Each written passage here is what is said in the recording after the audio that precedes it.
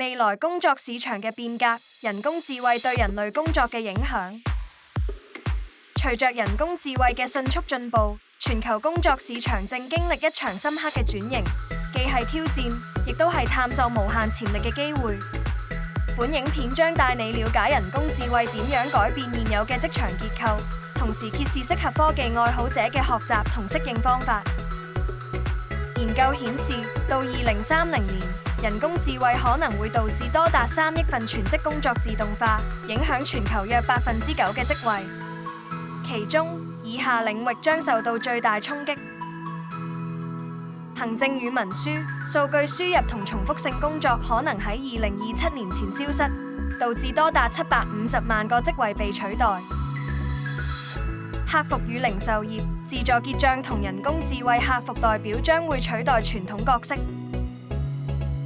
製造業，高度自動化嘅生產流程逐漸取代人力。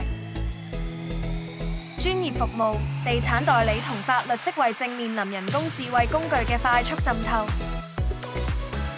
以下係12個最有可能轉型或消失嘅工作：數據輸入員、收銀員、客服代表、製造業工人、旅行代理人、銀行出納員、送貨員、電話營銷員、倉儲工人、文書助理、地產代理以及律師助理。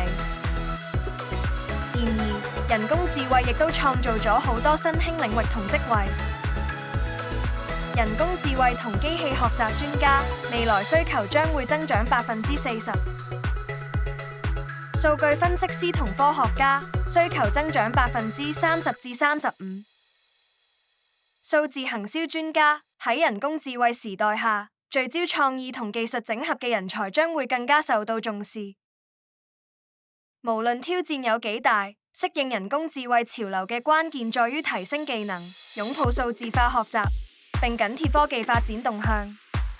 掌握人工智慧時代嘅技能，你唔單止可以化解風險，仲有機會成為呢場新技術革命嘅領跑者。記得訂閱我哋嘅頻道，為人工智慧同未來科技啟程啦！